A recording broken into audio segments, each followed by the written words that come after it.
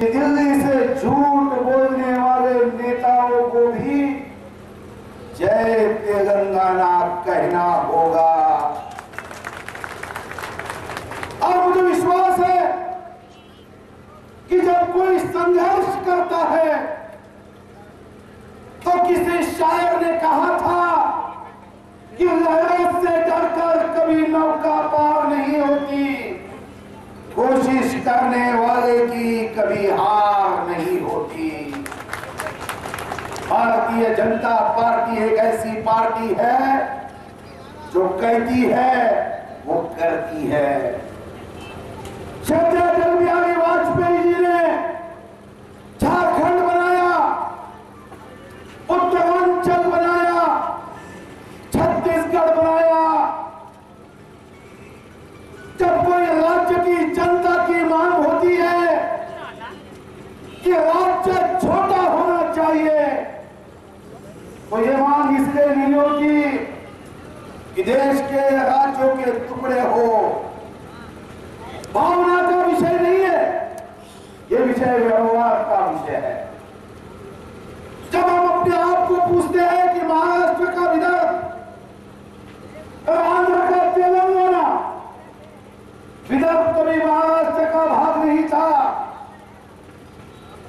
और तेलंगाना भी आंध्र का भाग नहीं था। जो पुराना आंध्र है वो मद्रास प्रांत का भाग था। कर्नाटक के कुछ पुराने जिले और तेलंगाना को मिलाकर एक भाषिक राज्य की बात हुई। अब सरकार ने कहा कि एक भाषा एक राज्य। जब हम विदर्भ को मानते हैं तो हमें भी कहा जाता है कि विदर्भ क्यों मानते हो, मराठी भाषा का एक राज्य रहना चाहिए।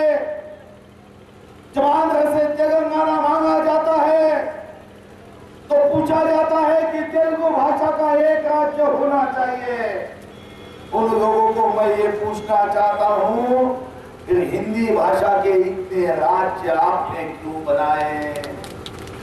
अगर हिंदी भाषा के कई राज्य हो सकते हैं तो मराठी भाषा के 2 राज्य और तेलुगु भाषा के 2 राज्य क्यों नहीं हो सकते? विदर्भ और तेलंगाना में कोई समानता है तो विदर्भ का किसान भी आत्महत्या करता है और तेलंगाना का किसान भी आत्महत्या करता है। और हमने परसों प्रजासत्ताक रिपब्लिक डे के 63 साल पूरे किए।